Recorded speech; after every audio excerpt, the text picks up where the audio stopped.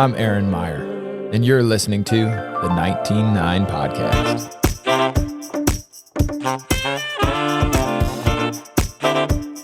Okay. Talent-wise, Michael Beasley and Derrick Rose are in the same prestigious category with Eric, of players who can cut it on and off whenever the scoreboard calls. We always try to be playmakers, Gordon says, of this fantastic class he's been competing with on a high school, AAU, and camp scene for some time now. We take every game seriously. We play every game like it's our last. We just try to get to the next level. We always try to bring our game up, and we always try to provide for others. I just say our mentality takes over. He illustrated that so profoundly game by game throughout the season. No matter if the undiscriminating Hoosier is playing against Illinois State, Southern Illinois, or Illinois, he came out hard and determined to give 40 minutes of blood, sweat, and tears. He played with a broken wrist and hard cast for part of the season. Now, some may have seen this coming. I mean, watching Eric Gordon Jr., 6'4", 215, eat his fellow McDonald's All-Americans over the summers leading up to his first season in Bloomington, you knew he'd make a smooth transition to college. Maybe he knew it would be seamless. He said, "I was always naturally built, good size and all that for my height." He admits, "I had the physical abilities to do whatever in college. I was already faster and stronger than these guys. All I had to do was have my skill play out." And that's what makes Eric a special freshman. What made him the best freshman that year is that he had to showcase his skills amidst a tougher set of circumstances than Beasley or Rose. First off, he had to deal with Indiana's tradition of winning, running laps around Memphis and Kansas State. Thomas and Alford led their respected Hoosier squad to national titles. Eric Gordon had to deal with scrutiny before and after every tip-off. Still, he paced the Big Ten in scoring with a 21.4 average and became one of the few freshmen to lead the conference in the category. He went over 25 points in 8 games before Valentine's Day. He's squarely in the Isaiah Thomas, Steve Alford, Damon Bailey chain of gushed about Indiana guards. I knew what I had to do. I knew when I was going to get the ball, and I knew we was going to have a good team, and it was just all up to me to just be ready. I knew I was the person that was always prepared before every game. One of the most notable games was Gordon toughing through 2 overtimes at Illinois.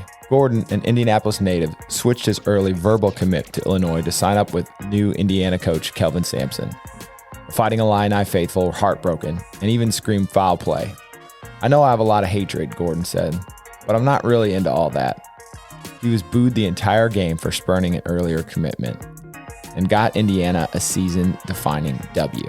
Eric Gordon was adored on campus, and his every move on the court was chronicled like a dunking deity. Still, he made it a point not to get wrapped up in all that. Eric says his only sounding boards are his family and his coaches. Those are the people you should listen to, really. You should just block out everything else. You got to just keep playing your game, and everything will come.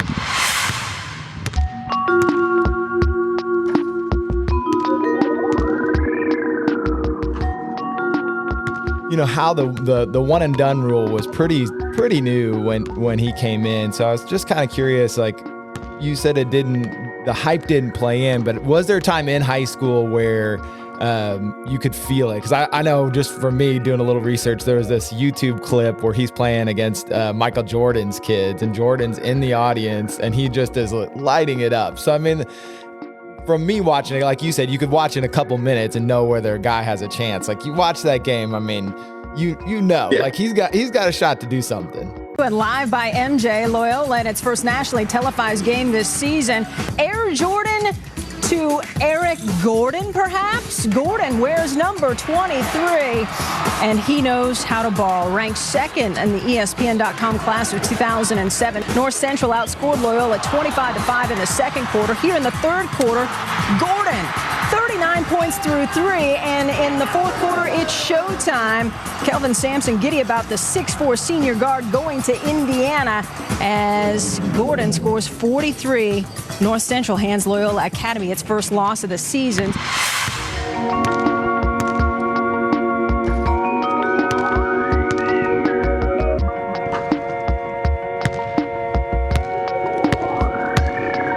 Yeah, so now when I was talking about earlier, at an earlier age, I was talking like maybe middle school or first part of high school. Okay. But by that time, I knew he was headed in the right direction.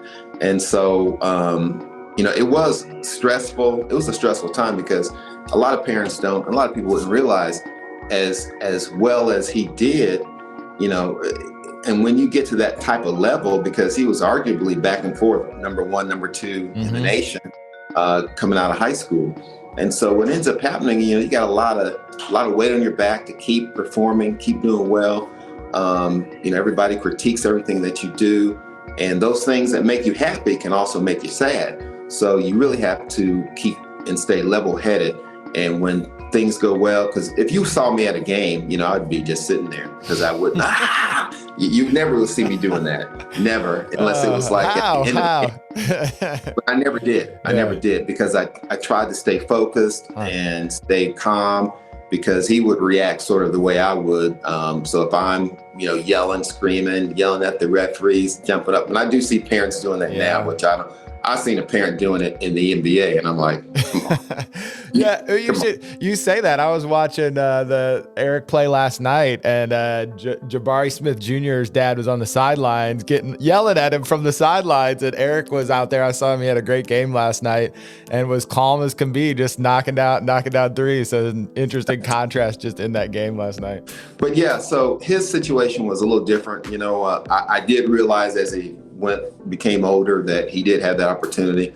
He broke his hand, and I remember getting the phone call from Coach Sampson, and I knew, I said, he's been doing well, and he was arguably in the top 5. Some people said he was number 1 if he came out of college that year.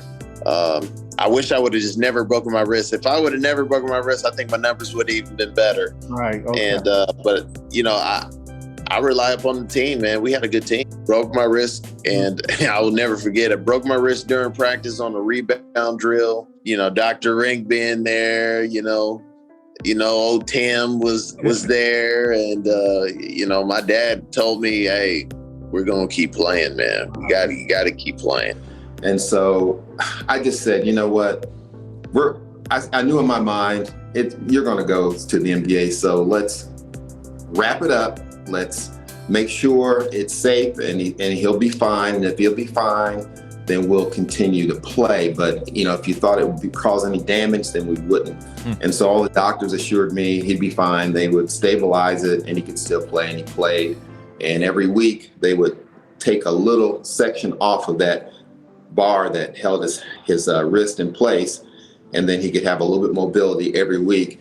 And so after that, he dropped from top 5 to like 25. Yeah. But then put together a plan for him after the season ended, with weights, with training, with diet, and exercise, and sprints running.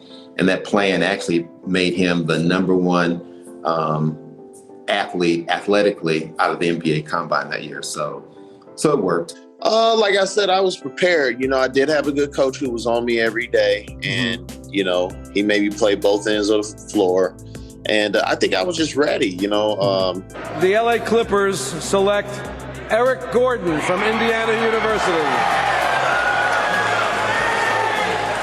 Yeah, he had the Air Gordon moniker for a little bit coming out of high school, and I thought that was just everybody in his era they wanted the next Michael Jordan. That was the thing. They had to have somebody, and he certainly had some of those attributes, even playing in those highlights from high school and even into his pro career. His number 23. Yeah, he wore 23 in high school. That's right. So. That's right. And at IU, he was 23. Yeah, that's crazy that he played with that injury. I wonder if he would. Now that shows his love for the game too. I think he came into IU with that spirit of just a guy wanting to play basketball. You can just see that he loves to play the game. Yeah, he loves it. It's all business on the court for him, but he does love it. Yeah. Even now he does love it. He's still passionate about it. The Illinois-Indiana thing, what in the world? What was your perspective on that? Because I know it seems a little bit ginned up, and especially now, I think it wouldn't be as big a deal, but because it was a verbal commit. But boy, it really sowed the seeds of some animosity that season. I was in grad school then, so I got to see a lot of the games, and boy, it was very interesting, those IU Illinois games that year.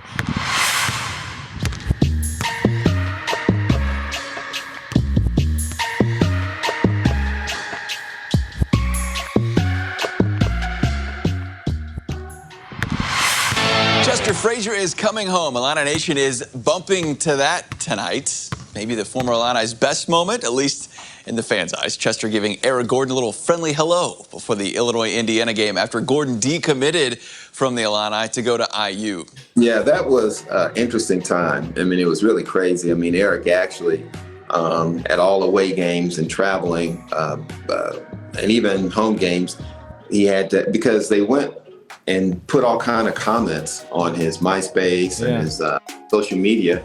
And so the school looked at it and said, we don't like this. And so what they ended up doing was having security travel with him to all games, state troopers, the whole 9 yards, because they were actually, it was threats. Can't wait to find out what car you drive, or where do you live? And I know it's just passionate fans that just took things overboard and didn't realize, we're talking about a 17-year-old kid. No. 17-year-old kid. Yeah. So with that being said, got all that was behind us. But the reason why and how everything actually happened with changing from Illinois to Indiana was a couple of things. One is when we were at IU, because we went there for a visit. We just went there. My college coach was hired by Coach Sampson. Okay. And so, he's a good friend. He's still a good friend of mine. And so I just felt it cool, felt an obligation. Okay, you're here now. We'll just come down for a visit. Yeah. We'll just come. So somehow Derrick Rose, who was Eric's teammate that summer for AAU, said, well, I want to come too.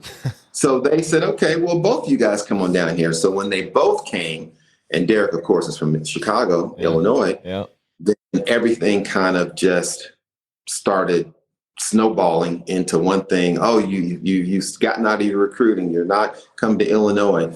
And so at the time, he was still committed to Illinois. I never really went and got a full view of IU. Now, Coach Davis did. We went there and we did sit and watch Midnight Madness once before that, but not a really good full view of the school and the academics and everything and the football games. Yeah. We didn't have that. So Coach Sampson planned it. My college coach was there. I still didn't change my mind. We went to Indiana, Illinois for a football game. All of a sudden, Eric goes, I'm still committed to Illinois. I said, okay, cool. So then they asked, can you come to one more game? Can you come to a football game at Indiana? So I said, okay. I said, we'll go to this one last game, and that's it, because I'm getting a lot of pressure. Yeah, I bet. We went to the Indiana game, and all of a sudden Eric goes, I want to go to Indiana. So I said, oh, my goodness. I said, hold on. I said, we're going to go one more visit to Illinois, because now I said, okay, I've created, I wanted to make sure I gave IU, who had another coaching staff, my college coach came in. I want to just be fair to my home state. And so he went to Illinois. Oh, I want to stay. I want to be here at Illinois. So I'm like, man. So then I shut it all down. Yeah. And so what ended up happening was the Illinois stuff just kept festering. You Gordon this, Gordon that, Gordon. So that then sort of turned into a lot of negative issues. And so we just decided, Indiana was probably, just staying home was probably the best thing to do. And it ended up being the best thing. That's how Illinois great. We just decided to stay home. Yeah. That's you made me very happy. I think he was maybe the best freshman in IU history. I'll throw it out there. There's a lot of great IU players, but he had a fantastic season that year. Well, thank you. I appreciate that. Did you get to go to either of the Illinois games when he was there? Yes, I went to all the Illinois games. I went to the game where they threw ice and Cokes and bottles at us at Illinois. And how are you staying calm during that? Okay, like it's one thing when he's playing well, but man, I mean that takes some real self-discipline, because there's a few lines for me, but that would have been one of them. Well, they brought additional state troopers to the game around the family, and had the family in a certain area, and then that's what IU did in the basketball team, and then we had people from North Central High School, their own security guys, say, hey, I'm going to come. I want to go and just be with the family. So they came, And then we hired a security guy. He was out of New York. He was into sports as well, and he represents a lot of entertainers. So he came as well. So we didn't feel physically threatened at all, but it was just kind of not a good scene. Yeah. You know, they're throwing bottles, throwing Cokes, throwing ice. And the biggest redemption of the whole thing was when I think time was running out, maybe 2 seconds, 3 seconds left. I think we're down 1 or 2 points. And I'm like, man, got to come here and lose. Yeah. And so they called a timeout. Coach Sampson called a timeout. Eric got the ball at half court. They threw a pass. He took one dribble, launched it up, went off the backboard and went in. I remember. Time fired. I think we went into overtime and beat him by 1 point. Yeah.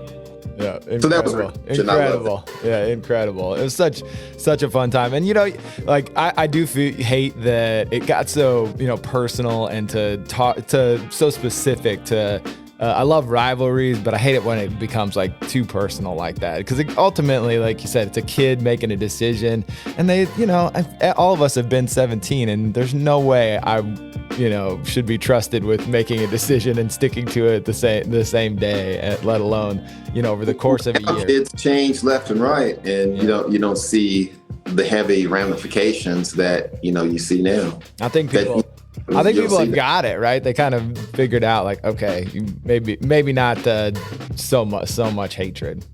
Yeah, it's that kid's life. Okay, if you want to go there when we play against you, I hope we beat you. Right. That's what makes it more fun. Is just like keeping the focus on the game. Beat them on the court. Yeah. I don't think it's putting any money in the fans' hands, or I don't think people just get a little too wrapped up. A little bit. You give Illinois credit too. I mean, their kids really battled and played hard. You're all shocked by the pregame introductions. Chester Frazier knocked you back about 5 yards. Yeah, well, that's what he did, and I just can't worry about that. After a first half where both teams seemed sluggish, the Illini took a 4-point lead into the locker room, while Eric Gordon managed only a single point. And when I walked into the players' locker room, I heard DJ and Armand and Jamarcus, Lance. There was about 4 or 5 guys all coaching EJ. But I thought the second half he played like a man. Those fans were pretty intense. That's great. Well, again, so appreciate having you on tonight. Tell us where people can find you on social media, or how they can get in touch with E3 if they're needing training for to get their kids started. Absolutely. Go to on Instagram, E3 Basketball Academy. That's a quick place to go. You can find us at e3basketballacademy.com. You can give us a call at 317-440-4147. Eric Gordon on LinkedIn, Eric Gordon on Facebook, Eric Gordon Senior on Twitter. You can find us everywhere. and in the stadium near you. Just don't make him take off his jersey. A basketball game every weekend, at least 2 to 3. Yeah, absolutely. That's awesome. All right, man. I appreciate your time tonight. Well, thanks for having me on. I appreciate it. They need a bucket. Stolen away. The freshman Gordon. Leak out. Gordon tracks it down. Sweet J. That's a bad pass by DeAndre Thomas. 7 from the line is Lamar Barrett extending the D. Longwood trying to come away with the steal. And Gordon draws the defensive assignment of the point guard, and Giles couldn't get in the lane with Gordon's defense. The block by Thomas at the other end. Gordon takes the contact. Gordon. Eric Gordon. Woo. Gordon. How good are you? How good are you?